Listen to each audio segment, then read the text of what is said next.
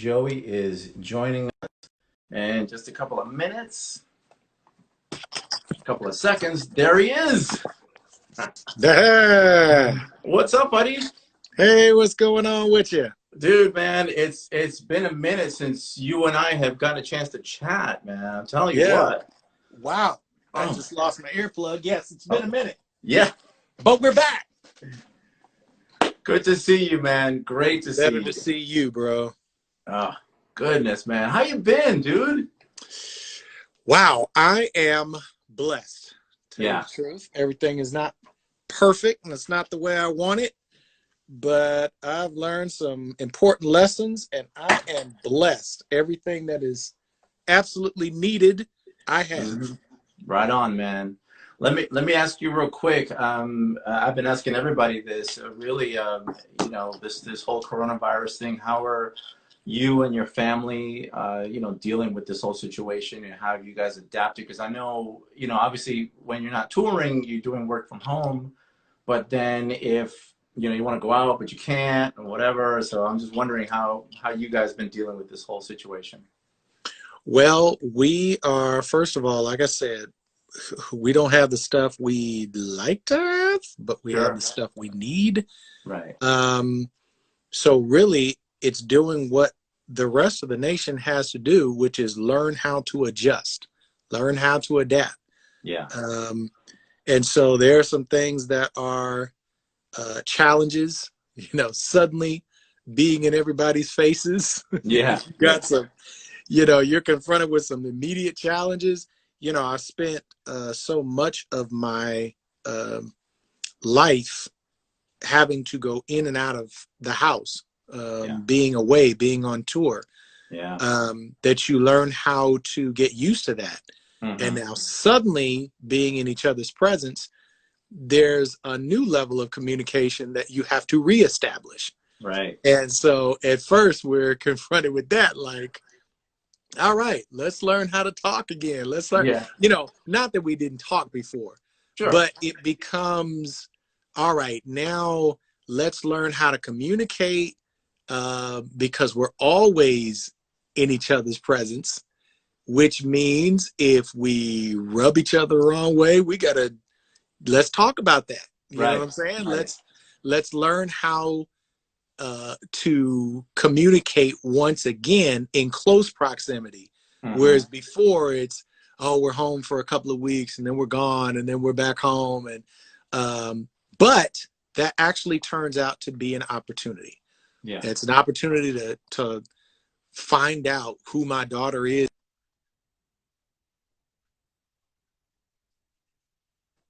Yeah.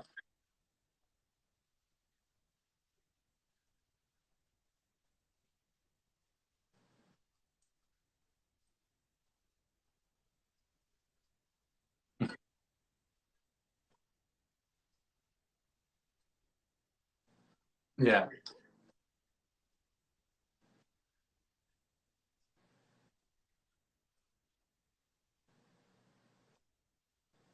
And what opportunity and advantage you have, and you take advantage of it. So that's what I'm learning how to do right now. See the opportunity, take advantage of it. I have opportunity now to work on my, keeping myself in shape. It's slightly different. I could go out and go swimming. I could go running. I could do all. Some of these things are restricted now. So now I have to learn to find new ways to do it. Sure. But it's opportunity. Speaking of staying in shape, when I was talking to Mark the other day, he was telling me that you're training again. So tell me a little bit about that. Well, before I was training for a triathlon. It was going to be this was 2 years ago, and it was a full distance, my first full distance triathlon, and it was a beast. Never have I ever experienced something that trying physically. Mm-hmm. And so it was that whole journey of having to train while on the road, because one of the first challenge was I'm going to be traveling. I'm not going to be in one place. I would have loved to have been in a situation like this where I can be at home and train like everybody else is training. But the one thing you have to learn is you're going to have to make it happen wherever you go. You have to find the time. Yeah. You have to, because doing that race is all about preparing for curveballs, stuff you didn't expect. Sure. It might rain, so you learn how to train in the rain. Right. Right. It might be cold, so you learn how to get the right clothes and let your fueling reflect where you are at the time. Mm-hmm. So I had to travel, and it actually turned out to be such a huge experience because whatever country I found myself in, I found some kind of advantage in that country. One particular question was, how am I going to work out when I'm in Italy in this huge mountainous area? The Right. hotel was on top of this steep mountain. Right. And how am I going to run? They don't have any level roads. Yeah. Yeah. Yeah. Well, here's the adversity. Now here's the opportunity. You Treadmill. can run uphill Oh well, yeah. because Yeah. running uphill strengthens your run. When they're trying to get you to run faster and be Mm-hmm. more conditioned, they put you on hills. You're on a mountain. You have nothing but opportunity Yeah. if Yeah. you'll Yeah. choose to see that. Does that make sense? Yeah. Yeah. No, absolutely. Absolutely. So Wow. now I'm at home. You can't go swimming, but I can bike and I can run. So, Mm-hmm. and I can weight train. So Yeah. do it. Yeah. Take Yeah. Yeah. advantage of it. Yeah. Right on, man. That's great. No, that's really Yes, cool. sir. That's great. How you Um, handling this? well, I'll tell you what. I am handling it just fine. Okay. Okay. Right. You So, are. so I am. So my company, they did cut my hours back, and I'm in management. I'm a salaried employee, so Okay. I have the luxury of working from home.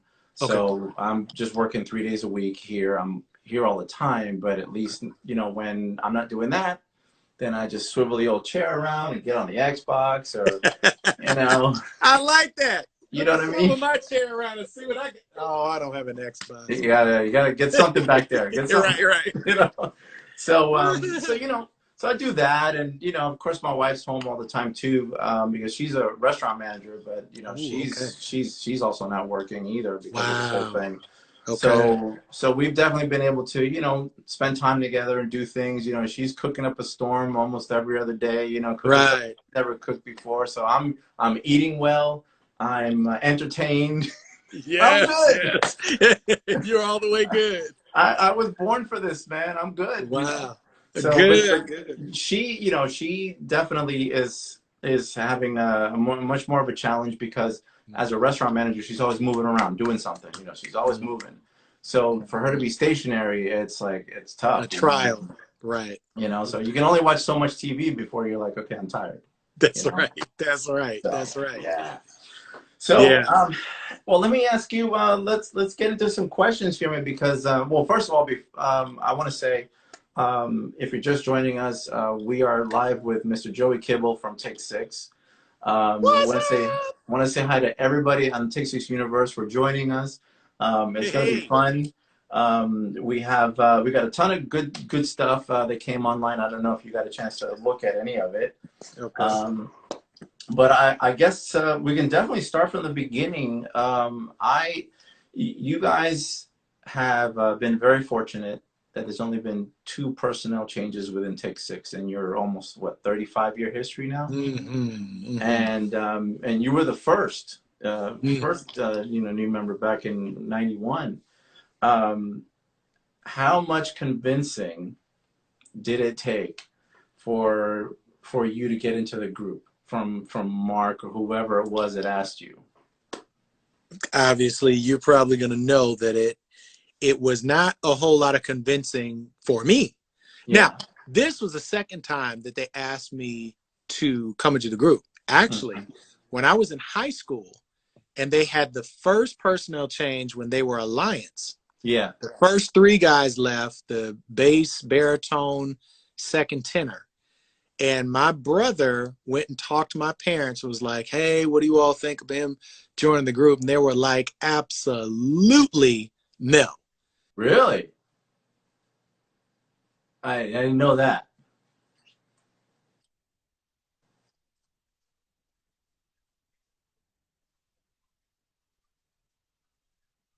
Yeah, yeah, yeah. That sounds Like a about right for an backbone. Adventist. Right. But Yeah. it came back around. First year in college Mm-hmm.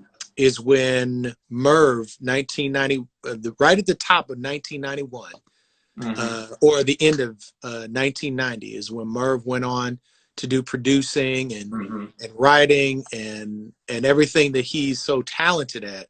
Yeah. And that gave another opportunity. And this time, the story was for me. My parents were still no. Oh, really? Still no. Okay. Oh, man. Not having it. But my father went and spoke to my music teacher at Oakwood College, now Oakwood University. Mm-hmm. And he asked him, hey, what do you think about him joining the group? I'm not inclined to do this. I don't want him to stop his studies or whatever. And Dr. Harold Anthony was my music teacher at the time. And he said, there are things that I'm not going to be able to teach him in this classroom, that he's going to have the opportunity to go to different countries to learn, Mm-hmm. different cultures. There are things that you will learn by actually intermingling with people and learning their language and learning how they think of music, and opportunities I'll never be able to teach him. Yeah. Let him Yeah. get into the group. He will be okay. And the And crazy thing, I never spoke to him after that. oh, And I wow. just wanted to thank him for that, Mm-hmm. because I never knew that conversation happened until later. Oh, okay. Yeah. And it's funny, because your dad had he didn't just look at it. You could tell that your dad was definitely looking out for you, and I'll tell you why. My observation is because at that point, Take Six had already had two very successful albums. Right. You know what That's I right. mean? Right. And he could have just said, "Oh, well, no, that's a no-brainer." You know what Yeah. I mean? Oh no, Yeah. they won Grammys and whatever. No, that they're going up. Right. Right. But he still was like, let me look at this for reals, Yeah. Yeah. and that's fantastic. That's something that you I don't see commend often. him for having been open-minded, because I know as a parent, I would now say that I would probably be concerned the same way, because you want to know that your kid is going to be all right. That's why you suggest that job that feels like they can depend on that job. But Yeah, then you realize that nothing is actually as dependable as you think. yeah, Anybody can be laid off. And here we are in a situation where some people unfortunately are being let go of situations that they thought were absolutely stable. right. So I really commend him for doing that. You just want to know that your kid is going to be all right, and they're Yeah, going to be able to take care of themselves. right, right. No, that's pretty. That's really, really. Now let me ask you this. Maybe you might be able to shed light on this rumor that Brian McKnight was considered to join the group, but he Let, didn't do it because he wanted to be solo. let me shed light. Thank you. After I got into the group, for the first, I tried to figure out, why is it me? Why Mm-hmm. did they pick me? There are so many more talented vocalists than me. One of them, I know they were considering Brian.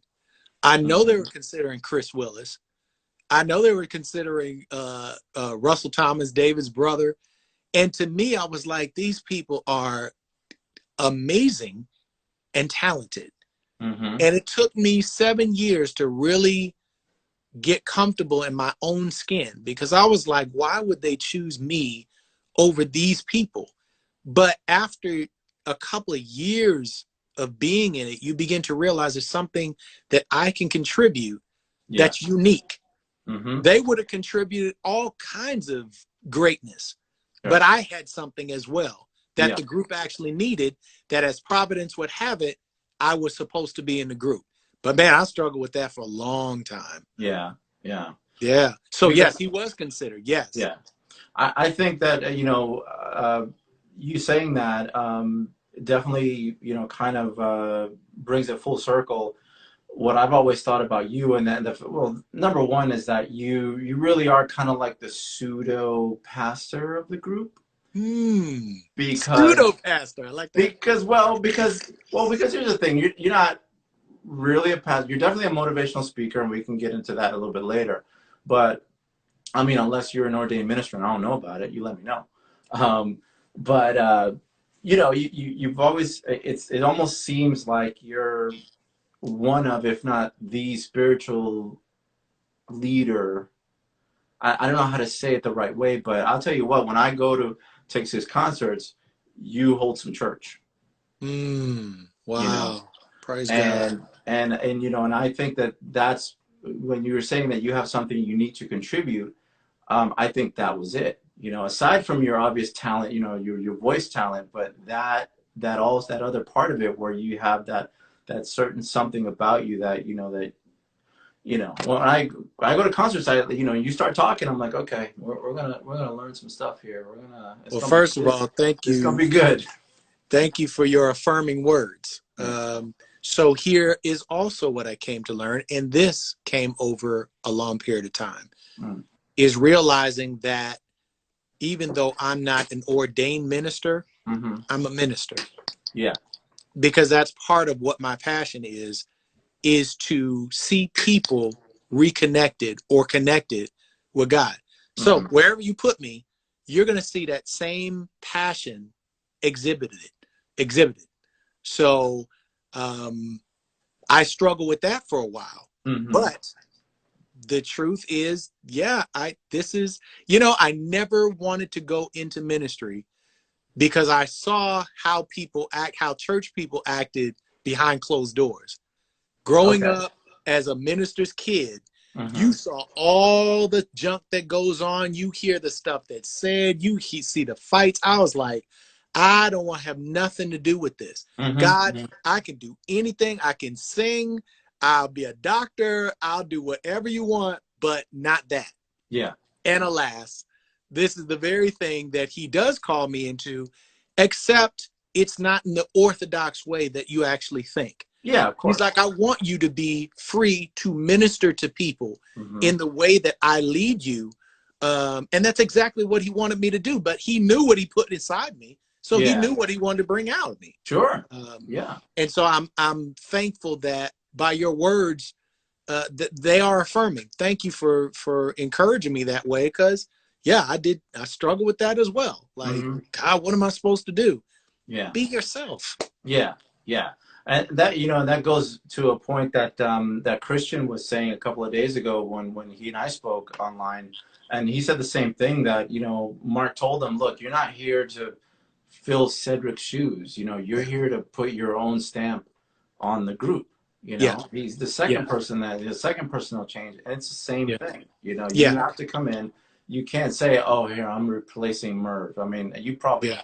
you probably thought of that the first month or so where you're like, oh my God, you know, this guy. But in time, just like you said, you figured it out that there was that one thing that you had to bring in that was unique, that was special, and that the group needed. Yeah. And I'll let you know that during that time I was trying to fill Merv's shoes. That Mm-hmm. was nothing but continual stress. Yeah. Because I couldn't fill his shoes. They're his Mm-hmm. shoes. Sure. The contributions he's made to this group are irreplaceable. Mm-hmm. Um, so I heard a lot of well, okay, but he's not Merv. You know what I'm Yeah. saying? Yeah, he sounds a little bit different. You know, we may be able to, they kind of look alike, but he's not Merv. Mm-hmm. And I had to accept I'm not Merv. Yeah. That dude is mad talented, Mm-hmm. but I have to become comfortable in my own skin and Sure. contribute from what I am, who I Yeah. am. There's Yeah. a reason that I was supposed to be in there. And I know that that's some things that many people struggle with. I definitely did. Mm-hmm. But it I finally was able to come to, okay, you know what? This group needs me. So as long as I'm with this group, let me make sure that I'm adding, I'm contributing, I'm bringing value to it. And Mm-hmm. I know Christian went through that as well. Yeah. Yeah. Absolutely. Well, listen, talking about contributions, Nathan Adams from South Africa, he's got a question for you. He says, uh, Nathan. yeah, he says, please divulge about the writing process for A Few More Miles and Over the Hill is Home, and what song would you write for this clearly biblical times that we're going through right now? Hmm. Well, At the time we were writing that, I just wanted to make a contribution. The process of writing could often be political. Everybody wanted to have that tune that represented who they were. So that often brought an amount of stress trying to figure out what songs need to go on, who wrote the songs, you know, that kind of stuff. Right. And I wanted to make that a contribution. But my song was so simple that it didn't catch everybody's ear to start with. In fact, they were like, I mean, it's a nice song. I don't know how that's going to fit on this project. And so I was absolutely dejected because, again, all these songs, we're throwing around tunes and whatever, and it's easy to feel like your contributions are not appreciated. All of us have gone through it. Sure. And I had that temptation of just backing out of the whole thing and being like, you know what, forget it. You know, whatever y'all do, you do. But the interesting thing was Cedric, he was honest with me. Cedric said, you know what, I don't know. I really don't know what to do with it. I'm just going to be honest with you. But I will try. I'll try to come up with something. And what he came up with, which one? A few more miles? Few more miles. Yeah, yeah. What he came up with was an amazing arrangement that was a bit different than the other approaches. But it took Cedric, you know, really, and the rest of the guys, really thinking about being open-minded toward a different type of arrangement. You know, it in its simplicity, you wonder that it may not be enough. Yeah. And that's really, I think, what we were concerned about. But the way that he approached the arrangement so much brought out the beauty of the message. Yeah. And he arranged it in such a way that the vocals didn't overpower the lead, and they worked perfectly with what the lead was saying and brought out the simplicity. And that's when I began to learn that there's so much power in simplicity. Right. Less is more. Oh man, less is more. Yeah. It took a long time for me to learn that, and a long time for the group to even learn. This is the album that we're talking about, ladies and gentlemen. Ooh, so look cool. At that. You go get this album right here. And listen to that song. Look at that. Now, the funny thing even about that album cover is only 2 or 3 colors. Right. There's blue, there's black, and there's white. You would think, oh man, a little, you know, a little red in there, but yeah. Oh, there's a little red. Okay, a little splash of red. I'll give you that. But yeah, man, that's a huge and important lesson that we had to learn, not just about arrangements, but also how our group functions. Yeah. Sometimes less is more. Yeah. Yeah. No, that song is one of my favorites. Thanks, man. And you know what? I'm just opening this up right here, and actually, this is one of my albums that has everyone's signatures in it on the inside here. Nice. Look at that. Okay. And look at it looks like I left you a message. Yes, you did. Says, right. Whereas they were just signing their names, I left you a message. Ooh, you said keep God first. Yes. That's it. I'm clouded, man. Yes, I meant that. Yep. I meant that, sir. So, but yeah, that's one of my favorite projects, because this was the one where you guys kind of, and even Dave said it in one of those little interlude tracks where it was like, you know, we're going back to our roots, you know, because prior to this, you know, you had this. That's right. You had this. Okay. And what's that other one that kind of, and you had this. Right. Okay. And all of those had a lot of music, a lot of stuff, and everybody was like, "Wow, what's going on?" You know. Yeah. And but you guys were expanding and exploring, and it was great. But then when this came out, this actually here's a fun fact. Okay. This album came out on October 27th on my birthday. Wow. Well, you know we planned that, right? Yeah, I know. You know, we go way back. We were like, no, when is his birthday? No, we got to get this out right now. Go way back. Yeah, absolutely. And man, when I bought this and I got in the car and driving home, I was like, oh, this is the greatest thing ever. I was like, wow, wow, man, thanks. Yeah. So let's throw this out while we're talking. Mm-hmm. How did people feel? How did listeners feel about that journey? Sometimes we used instrumentation. Sometimes it was heavily instrumentational. Yeah. Sometimes it was more vocal. Mm-hmm. I wonder how people actually felt about that journey. And they can comment while we're talking. Yeah, I'll tell you what. So from my experience with the message board, and now with Take Six Universe, the general consensus was that nobody hated it. Okay. Everyone was just like, oh, this is new, this is different, and then there are some diehards who are like, why is there any instruments in this project? Right. Why? At all. Right. Okay. Yeah. But even those people, when I and Gordon, he might be watching, certain people would go on there and be like, you also have to understand that as artists, you guys have to grow. You guys have to do different things, because, everybody does it. Everybody from Joe Schmo down the street to Michael Jackson, everybody has a progression of things that they're going to do different, Okay. So just to give you an example, I mean, I mentioned Michael Jackson, I loved all his earlier work. And then once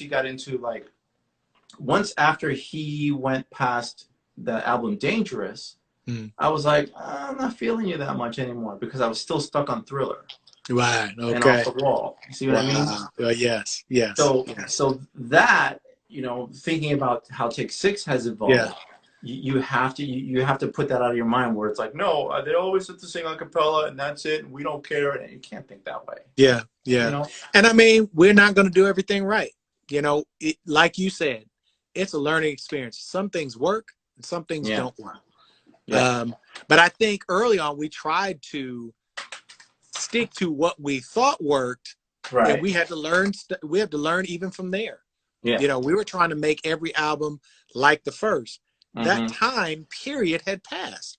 Sure. And you got to keep growing with it. Yeah. So to answer the second part of his question, we would write something today that actually speaks to what people are feeling today, and hopefully something that encourages people today. Is what we would write about. If I could start a song now, the thing that's really on my mind is there's always opportunity in the midst of adversity. You can always find it, but it depends on where you're looking. It depends on what you're looking at. Right. So if he would like to go ahead and start that song, hey, go ahead. Hey, but it's got to be your message. The songs have got to be relevant to the times that you're in, so that people can connect with it. Yeah. Here's how I see it. When you write a song, people usually have experiences that they will meld with that song. If you think about a song you really, really love, it's usually connected to an experience that was really powerful for you. That can be negative, that can be positive. But it almost seems like an emotional marker. Yeah. Your song. So when you go back to some of the guys they love Earth, Wind, and Fire. They do. When they start singing Earth, Wind, and Fire, I mean, just butterflies, flowers start growing, but it takes them back to a time. It really does happen. I mean, they just get nostalgic, like. Yeah. Oh, and Vinny is like, oh, the Earth, Wind, and Fire. That's the greatest album ever. I forget which one it was that he mentioned. Right. Yeah. Anyway, go ahead. Yeah, but it's connected to an experience that they had. And that song, every time you hear that song, it causes you to think of that experience. Right. So we write songs, and when they're relevant, they will be connected to people's experiences that are going through that. You see what I'm saying? Yeah. And that's part of the writing communication process. And it's an ongoing process that we learn from. So, well, that's good that you said that, because then now that just brings up another question, is from this right here, possibly another one of your most awesome, amazing projects, iconic. Oh, nice. Um, and aptly named, by the way. That's beautiful. Well, So thank you, sir. here's my question on that, though. How do you choose songs, since all of these are iconic songs? What was that, choosing the songs on this album? Because this is unbelievable. Interesting that you asked that, because it was a big discussion on what do we consider iconic. Mm-hmm. What songs do we consider iconic? Because it's funny, they can all be so subjective. Yeah. They could be iconic to us, but maybe they don't seem iconic to other people. You know Yeah. what I'm saying? Mm-hmm. We went in round and round about that kind of discussion. So I'm sure the rest of them told you that we started out with a huge list of songs. And then we narrowed them down, not just to songs that were iconic, but songs that actually had a connection to us. Mm-hmm. Mm-hmm. You see what I'm saying? Yeah. Because you could have recorded any and everything, but when it finally boiled down to it, we had to feel some kind of connection to it so that we could communicate through it. But we had to go through. We asked friends, "Hey, what do you think about these songs? What do you think these were iconic?" "Oh man, yeah, that one." "No, not that one." I Mm-hmm. mean, that's a constant process of gauging what do we consider to be iconic. You know? Yeah. Christian told us a fantastic story about Back in Love and how that became to be, and all that. I thought that was hilarious. How Well, he told me that song wasn't even in the mix, but was, you guys fell behind schedule, so you asked him to step up, and he asked if you could do it, and it was like, yeah, okay, and it's like one of the best songs on the oh album. man, he It's knocked it out, unbelievable. man. He knocked it out because we especially needed something that was up tempo.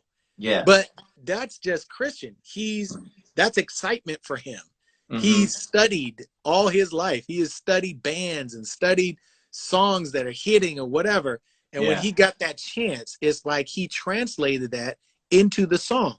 That's one of the songs we start the show with. I Yeah. mean, it's incredible. But No. that's part of Christian's contribution, you know? Yeah. Um, Here's one from Blake. He wants to know, did you arrange the song "God Will Take Care of You"? Also on the studio recording, was it just you and Alvin? That song I did when I first got into Take Six. Okay. So I've had to, your early arrangements, you can feel some kind of way about them because I was just learning. Mm-hmm. It was so simple. It's like I listened to the lyrics and I listened to the melody, Yeah. and I have to wrestle myself to keep the song playing. Like I can just be critical of myself. But Yeah. I Yeah. was just Yeah. starting out. And Yeah. that was one of the first songs I started out arranging. So Mm-hmm. yes, I sang that really as a demo for another project. Okay. Working with Paul Wright. And it I kind of amazed myself at the time because I didn't know about my arranging skills, but I Mm-hmm. sang all that. I sang them on ADATs. Mm-hmm. And I couldn't sing the bass, so I asked Vin. He graciously stepped in, and somehow in later meetings, the guys were like, "Hey, let's try this. Mm-hmm. Let's try this in concert. Let's see how it Right. goes." Right. And so yes, that was one of my first arrangements, and it wasn't particularly for Take Six, but they were like, "Hey, we'll consider Yeah. some of everything." So how has it been? You've been in the group since '91. How has it been to work alongside your big brother and getting all that knowledge from him as an arranger, or singer, whatever? I mean, how's that been? I've said this from the beginning, man. Since as far as I can remember, I've always looked up to Mark. He was always the cool older brothers who was doing the things that you wanted to do. I idolized him. I learned music from watching him. Now I got musical influences from, my father singing in church, groups, choirs, soloists, but I just thought Mark was so cool because of how he arranged and how he learned how to arrange.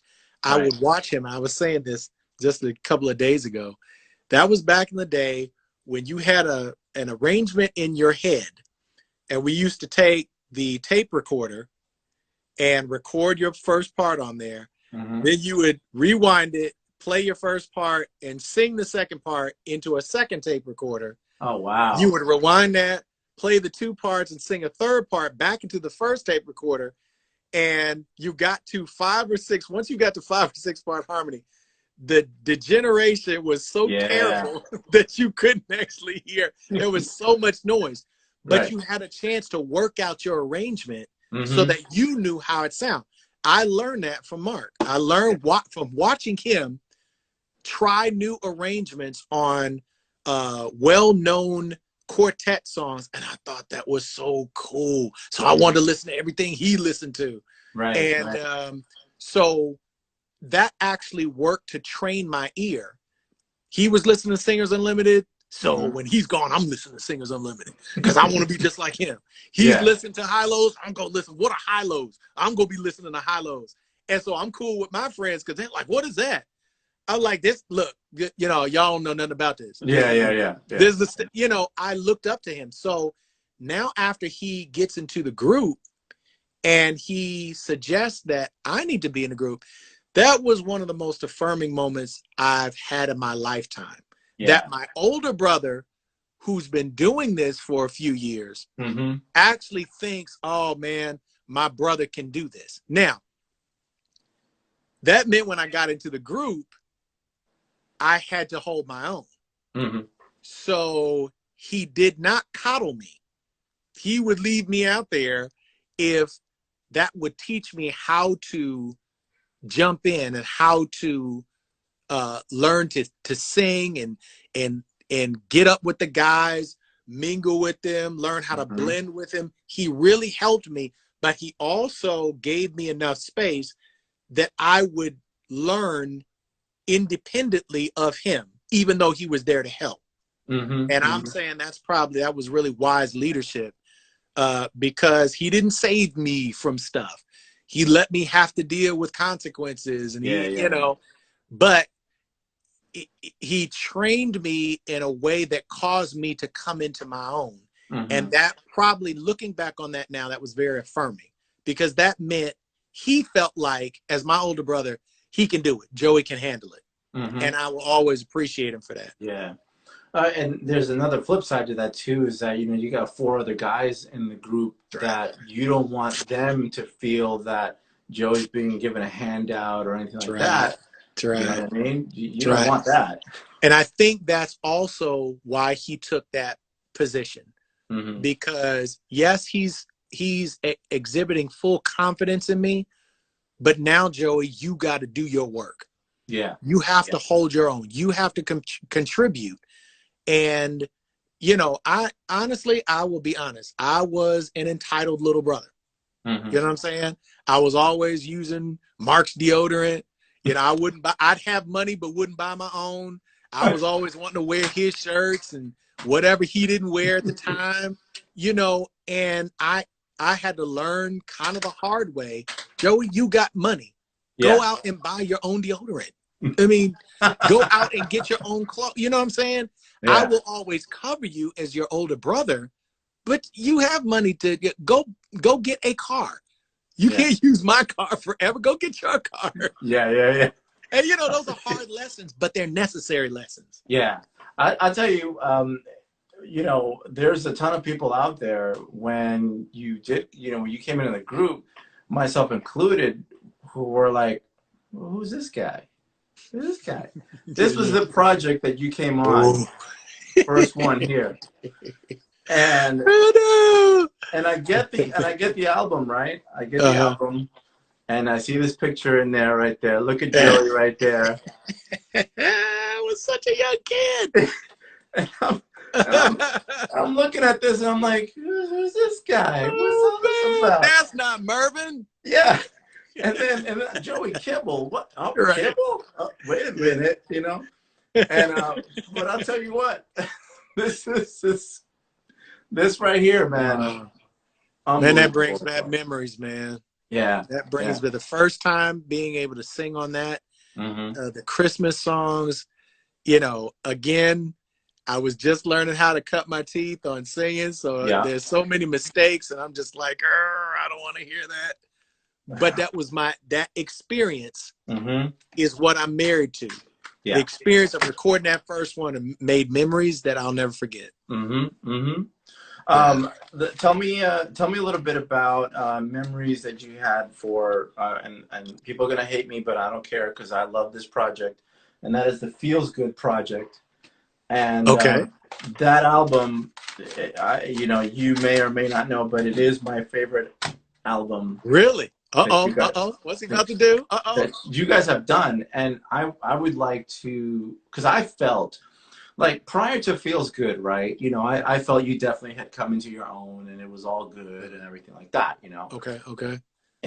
But on that specific album, you know, there was some leads that you were doing and some Hmm. writing and some, and it was just, and producing, and it was just literally one of my favorite. I have to get it because I thought I pulled it out Do here. me do me a favor and go through some of those songs, or at least name some of those songs so I can Oh yeah. rewind the experience. Yeah. Let's see here, because I got like duplicates of albums, so I gotta find Look it at now. that, man. I don't have that in my house. Oh, come on, man! I can open up a store over here. Dude, and I'd have to come and buy because I Yeah, don't have it in my house. I have paid you guys so many times for albums. Dude, and we appreciate you, man. We appreciate your support and everybody who has Um, supported like you. damn, That is invaluable to us. I can't find it right now, but I can tell you off the top of my head. Okay. You had, oh man, you had Come On, you Right. had That's right. oh Come Jesus, on. see now I'm doing a brain fart because I'm live. And come on was the opener. It was actually the closer for a long time of our Hmm. concert, and then the opener of Yeah. our concert. That was an energetic song that Dave took the helm on and Hmm. wrote. Yeah. And I'm kind of mad because I have it here, but like, what am I like looking over it? Hold on, because It feels good. hold on. Like, Oh, dude, you're slipping. Oh my goodness, feels good. Oh, that's see, it. The recording's over, man. this is it. This is what happens, ladies and gentlemen, when you go live. You know, um, Look, here's the but funny thing. you I'd know, have to sit here and try to remember the songs on that particular project, and that's funny. That's I right. got When you this. have to, man, go to old Google. When you Yeah, have to, yeah, I have to gotta nail because it down. I can't believe it. So come on. Oh, well, my favorites. This is Another Day. Okay, yeah. You There we know. go. There we go. Let me see. You got, okay, here we go. I'm just getting that. All right. So This is Another Day, Feels Good, Wait for the Sunshine, Yeah. Family of Love. Ooh, Um, there you go. That's where the and gold here, is. here, here. I want you to talk about this, okay? Okay. Because this Okay. is your jam, okay? Okay. I Okay. want you to talk about More Than Ever. Oh man. All right. Preach. All right. You gonna cut deep. Um. I know the story, So but for the what? for the What? for the viewers. What year? What year does it say there that it was released? That one came out. I mean, you guys put that out in 2006. 2006. Yeah. Right in 2006, man, I had reached a ceiling in my experience. Mm-hmm. Um, I had done everything that I thought I wanted to do and meeting people and, breaking limits or whatever. And I Right. came to, I don't know if people have had this experience, but I came to a ceiling in Yep. my personal life and a ceiling in my experience. You come to a point where suddenly nothing that you've done in the past that's led you up to this point works. And and it's almost like it's a dead end of sorts. It's hard to explain, but all I could say was I came to a ceiling. Yeah. I needed. There are things I'll put it this way. You can have a great marriage, but you're going to get to a point in your marriage where to go further, you're going to have to address the things that are not cool and make a commitment that you're going to grow, learn from those things and grow. You don't have to do it. Yeah. But that ceiling, you stop right where that ceiling has kept you. Right. There's some things I just went through at that point that were, it's like I began to see really how I was and how much needed to change and how jacked up I was on the inside. Right. And up until then, it's almost like I've been surfing. It's like, hey, people like me, I've gotten affirmation from this or whatever. And then you're brought to this place where you have to face the real you. Yeah. And it doesn't look pretty. And you have to let that breakdown process happen. Mm-hmm. And that was me at the ceiling fighting, not knowing what was supposed to happen. How do I do that? I had heard it preached, oh, you got to die to yourself. I remember foolishly telling a friend of mine, hey man, I'm taking this week and I'm just going to die to myself. You can't, how you going to die to you? You don't know how to die to yourself. That's a work that has to be done from the outside, from a higher source that begins to break you down and make you. That was me hitting that ceiling like, God, I am wretched. I am jacked up. Mm-hmm. I'm in need of such change. Yeah. And I can't produce that change for myself. There's nothing I can do about that. And when you come to a place where you are so dehydrated that Gatorade just tastes like the nectar of the gods. Yeah. It won't taste like that until you are completely dehydrated. And when you have an experience where you've hit the ceiling and you realize where your reputation precedes you now, and it's not good. Yeah. And it's like, God, if you don't do something now, I am going to die the way I am right now. And that was me crying out to God, you got to do something. You got to change me. You got to change my toxic heart. And you have to do it now. And I need it more than anything else. I need you to do a work in me more than ever right now. If you don't do it now, I don't think I'm going to live till tomorrow. Yeah. I don't know if people have been to that experience, but that's what that song was about. Yeah. And even when I hear that song now, when I hear the lyrics, when I think about what was going on at the time, it's just like, it's a continual transparency. Right. To have to sing that song. Mm-hmm. Because you guys still do that one every now and then, right? Still, we do. We do. Yeah. And every time we do, it's like, man, I remember where God had me. I remember where I was. I remember how he started walking me through. I remember how he started changing my heart. There was nothing I could do to control that. I can't manipulate it. I can't make people believe something that's not happening. I am jacked up and he has to change me. That's what that song is really about. Yeah. Yeah. One of my favorites, man. It was just fantastic. It really was. Thanks, man. And Lamb of God is another one of my favorites. Just in time. I'll never look back no more. You can make it go on. I mean, it's just over time. I mean, this is a gem. It's a gem. Thanks, man. I love that album. Thank you for your support. Oh, dude, a lot of those songs, they come from, sometimes you can just write songs just off the top of your head. Yeah. But the ones that mean something, it's like you find that you have to reach inside and you have to be transparent. Yeah.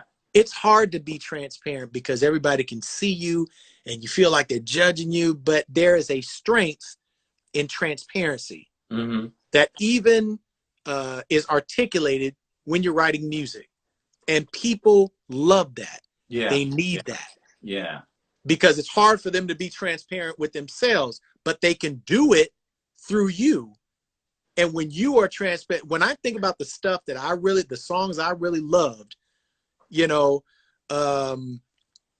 it's those writers that were transparent in their experience that caused me to be able to live through their songwriting. Yeah. And again, it was attached to an experience, and I'll always remember what that experience is. But there's power in transparency, man. Yeah. I was there. Ah, great song, man. Good story. Thank you, sir. Well, here's a nice easy one from Sandra. Hello, Sandra. Sandra Hawkins there. That's right, Sandra Hawkins. Sandra Hawkins, I want to thank you for every year that you wish us happy birthday. You do the whole collage. She does. Not just for Take Six members, but you do it for a wide. Thank you so much, Sandra. I really appreciate you, and I appreciate you just a couple of days ago because it was Tina's birthday. I really appreciate you for doing that. Yeah. Sandra's awesome. She's bringing it with You're the good questions people. too. She's good people. Yeah. She's got a good question regarding the anybody who's ever gone to a concert has seen the Mary battle between you and your brother. And she wants to know if that is predetermined. Who's going to win that? Is it organic? Is it a true battle? What's going on there? All right. Power and transparency. Yeah. You know, it was a battle.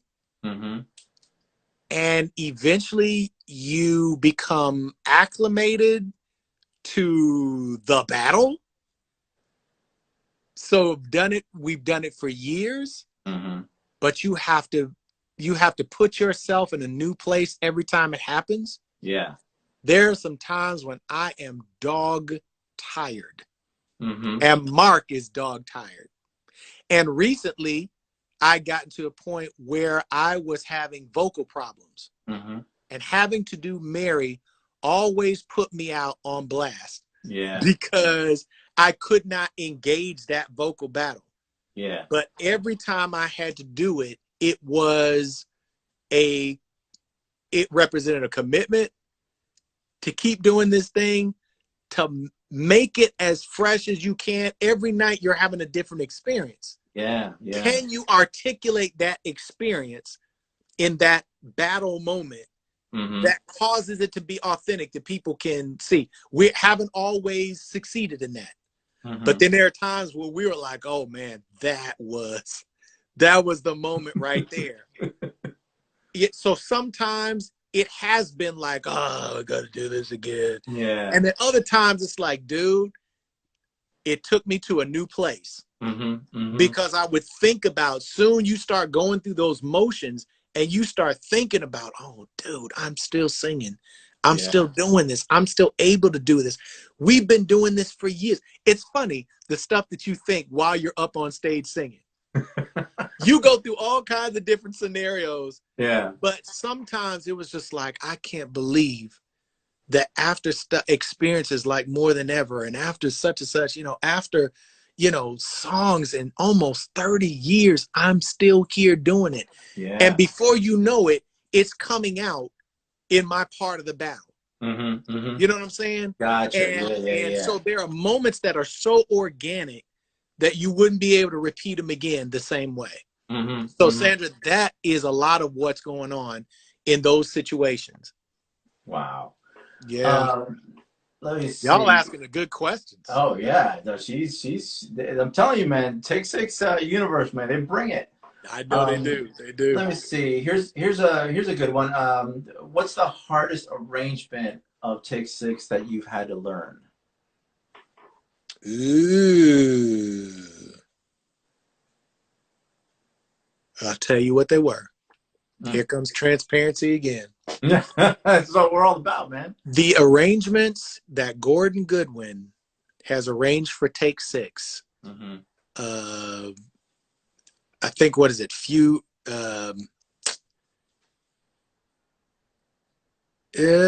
Pretty good year. Da da da da da da da da da da.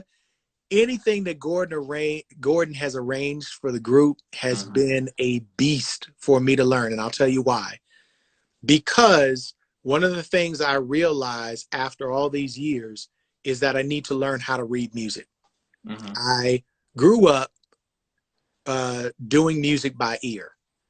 Okay. And it's a good thing because I've heard that many people who have been classically trained and know how to read music can't break away from it. The other side is there are people who grew up with ear training that have played by ear that don't know how to read music. And I've been one of those people. And so with Gordon's arrangements, it's put me in a very stressful spot because I know I need to learn to read. And it's been 4 situations where I have to sit here and think, I know that's a C and such and such, but I'm in my adaptive phase and I'm adapting to a situation that's not natural to me, and having to learn this music and learn it on the spot so that we can go in and sing the next phrase. And those have been some of the most stressful times for me. But when they're done, the arrangement has just been so incredible. But what I learned from those kind of situations, the toughest arrangements that I've ever had to learn, another one, I would say it's Jacob Collier. But I had the song that I was learning, I had been listening to over and over again anyway. And I was just like, oh man, whatever. But the songs that I've had to learn on the spot to sight read were the hardest. They were the most challenging for me. And especially his, because everything is just so intricate. Jacob's a that you can't fake that kind of stuff. Yeah. And I'd have to actually say, hey, Gordon, man, I actually need you to just play my note out because I can't read it fast enough like some of the other guys in the group. Right. Yeah, that makes sense. Yeah. And that brings me to, how'd you start to play the guitar and the instruments that you play, or just the guitar at this point? Hey, let's get Joey back here. We need to finish that conversation. Let's see. Let's see if Joey comes back here. Hold on one second. Yeah, because we gotta finish that conversation there. There he is. There we go.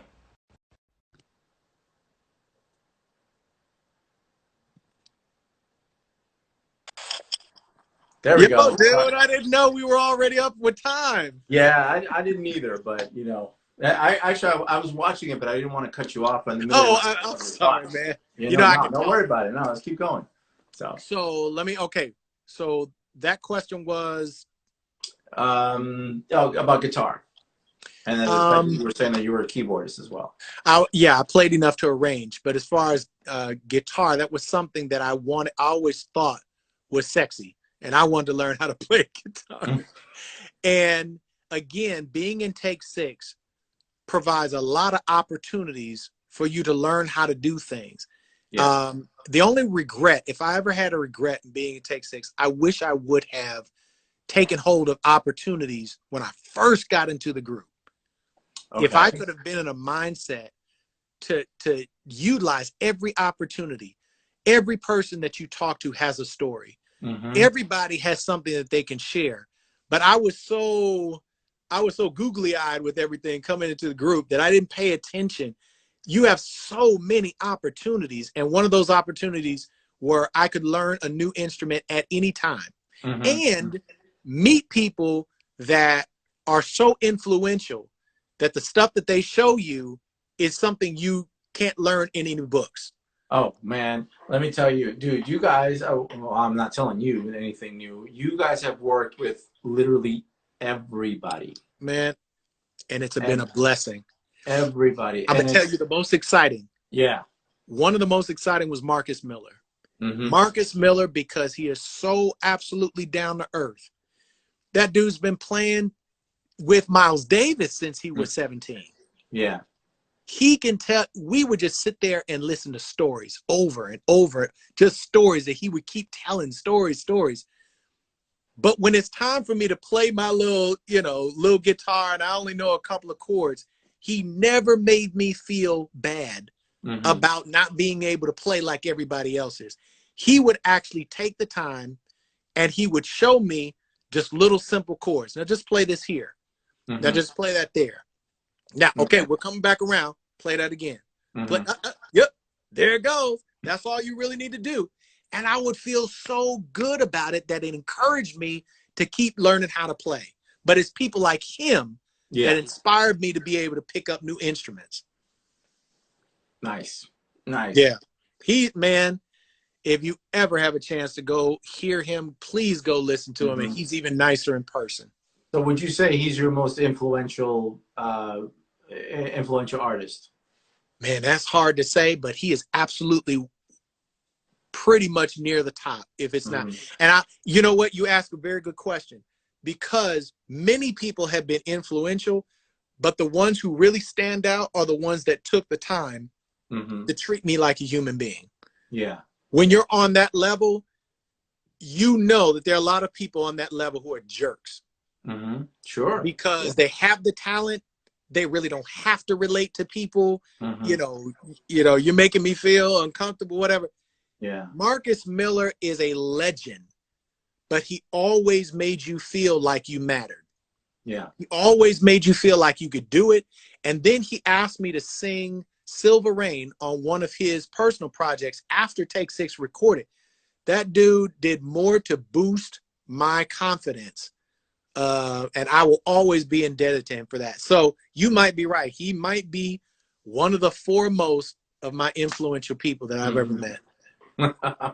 Dude, yeah, you asked some good questions, man.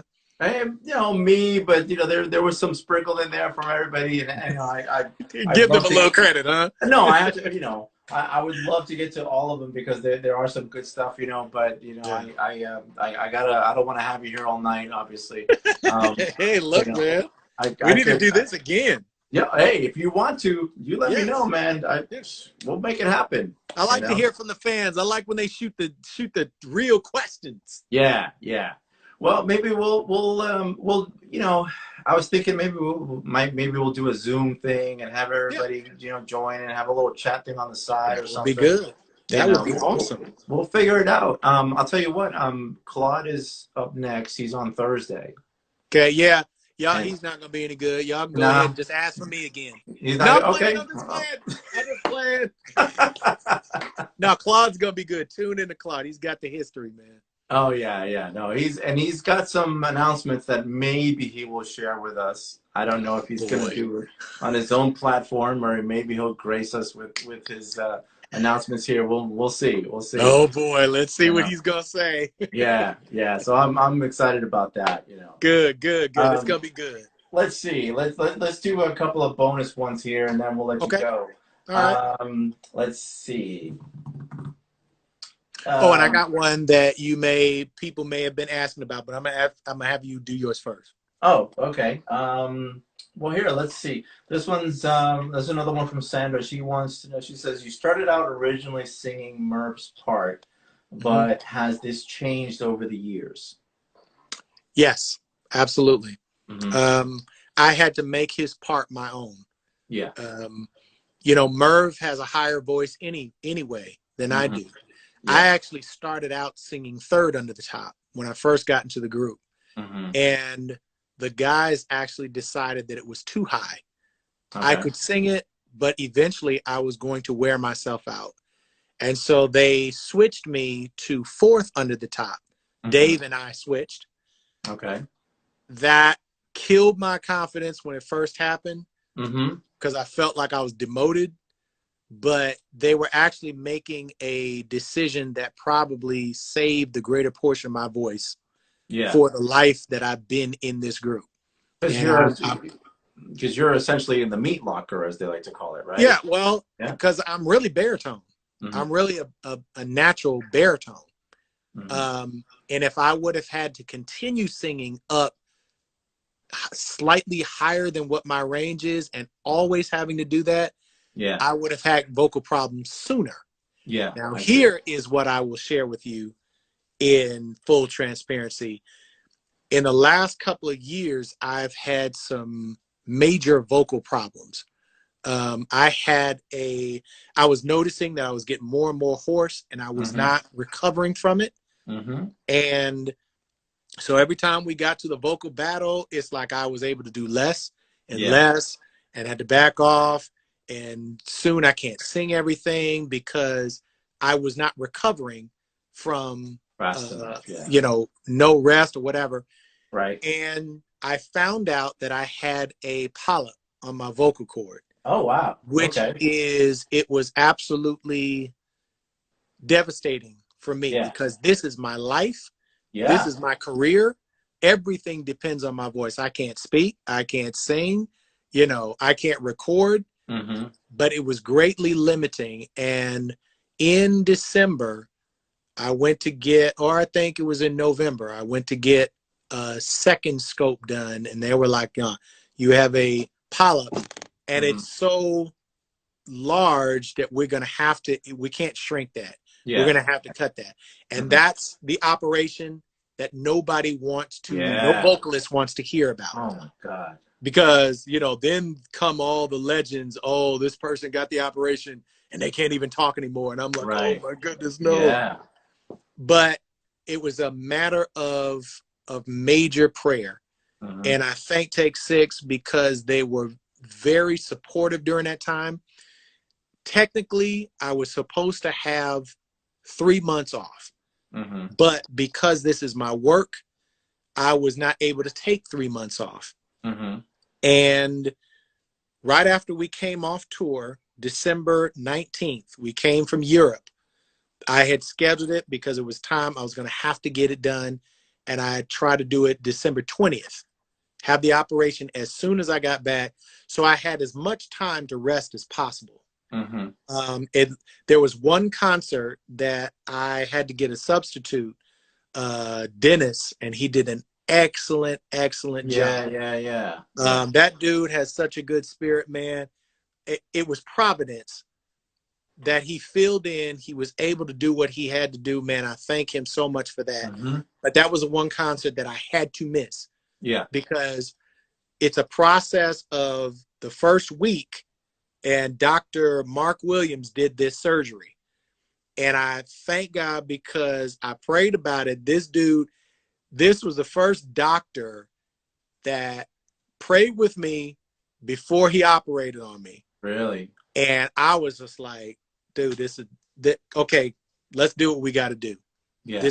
That's what I need to know, that his hands were being guided. Mm-hmm. Mm-hmm. And it became one of the best experiences that I've ever had to deal with in admitting I need help. I'm a vocalist. I've picked up some bad habits, but now it's time to adjust those habits. You got to go through the healing process. Mm-hmm. And anybody who knows what my ministry is about, it's about healing. Yeah. You are not going to do everything right. Your life is not going to be perfect, but you always have the opportunity to heal if you will allow that process to happen. And for me, I love to take natural stuff. I love to take herbs and stuff or whatever. Yeah. But this was a faith move that caused me to have to go the medical route and have an operation. That's why it was going to test my faith. Right. And so I was able to go through that. It was the best healing processes that I've ever been through. Mm-hmm. So for 1 week, I had to be completely silent after the operation. They couldn't have nothing that would raise my blood pressure because they're looking at the very little capillaries that are in your vocal cords. They don't want anything to stress those capillaries because it has to heal as naturally and as well as possible. Wow. He did his job. He God guided his hands. And for the next week, I had to be completely silent. No exercising. No, just healing. And that's hard because I wanted to exercise. I want to do something. He's like, nothing. Rest. Because that rest is just as important as if you're actually active doing something. And when I came back a week later and he looked at the results of the operation, I remember him staring at the screen and saying there are about 6 different types of movement that he had to check off to see if my vocal cords were moving at least vibrating in 6 different types of positions, I think, or ways. Yeah, right. And I just remember him staring, and he finally said, man, this is absolutely extraordinary. It's like you pretty much healed up in every one of these areas. I'm checking each one of them off. You're healing way faster than I thought you were supposed to be, than what I've seen. Yeah. And I was so encouraged, but now I had to, I could only talk from that day, 5 minutes in the morning, 5 minutes in the evening, to just get the vocal cords going again. Yeah. The next day, I doubled the time that I could talk. 10 in the morning, 10 in the evening. Right. And every day doubles what you're able to do, and you're able to talk. But that doesn't mean you're able to sing again. No, of course, yeah. They wanted to get the vocal cords going, and then after a couple of weeks, now let's start exercising your singing voice again. That was a process of rehabilitation that I had to be very patient with. But I'm so thankful for everything that happened. And so even when you talk about breaking me down to the 4th part, something like this might have happened a lot sooner if they had not made that wise decision. Right. Wow, great story, man. I had no idea. Thank you, sir. That's wow. Look, I'm trying to take care of it this time. I like it. But anybody who has to go through that process, do not be discouraged. I'm in a vocal group that's well known for their vocals, and I needed help.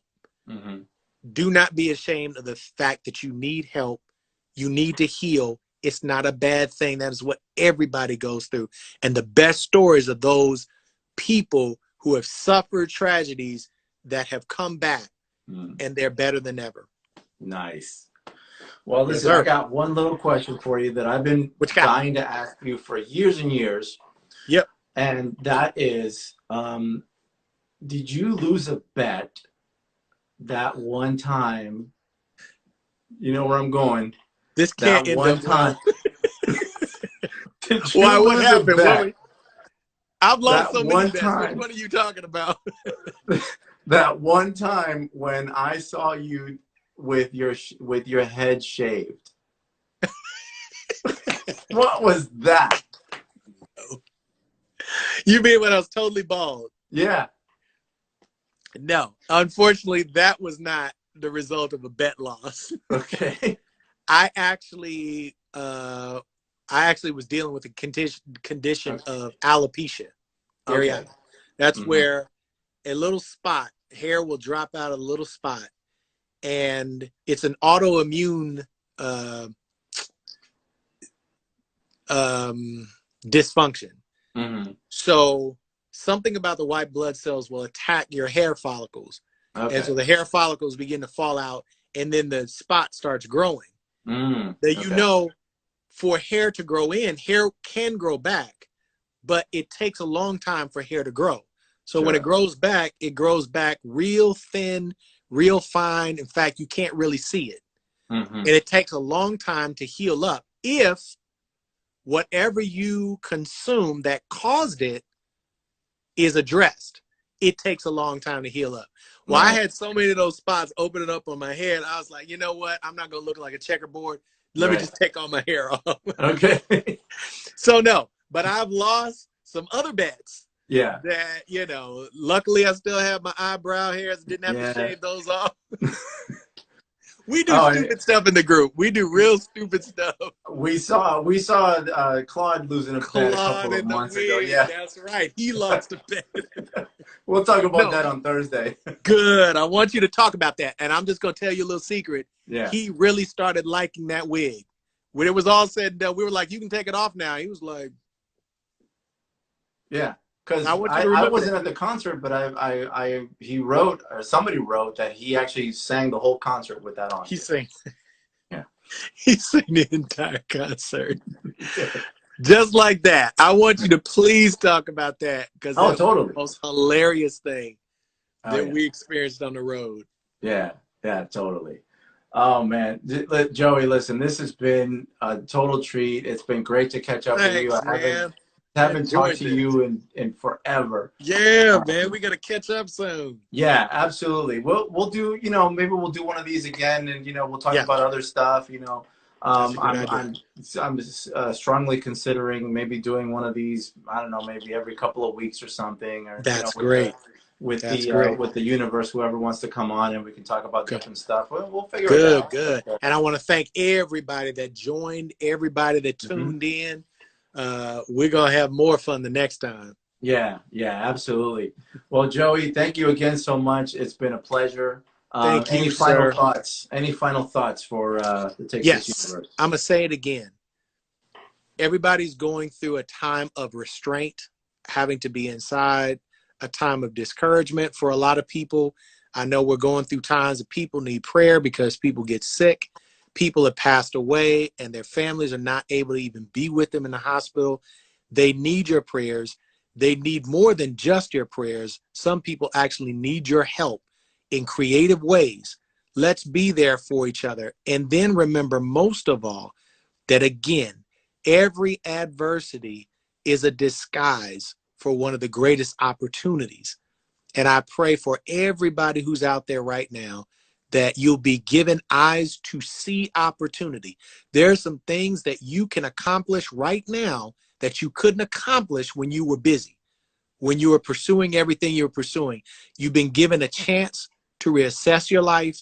You've been given a chance to find out what's most important. And there's some gems of opportunities that are resident right here in the midst of this trial. And I wish and pray for everybody who's listening to me that you take advantage, pray about it, ask him to open your eyes and see the opportunities that are yours right here so that when you come out of this, you will come out stronger, greater, more creative, more productive, more focused, more encouraged, more peace. I want you to come out this thing 100. It's gonna happen. It's gonna happen. All right. All right. It is. Wow. All All right, right. sir. Y'all be encouraged. Thank you, sir. We will definitely talk soon. I'll give you a call one of these days, and Yeah. we'll set something up again. All right. We'll jump on it again. All right. Thank you so Sounds much, good, man. man. Have a great night, everybody. You too.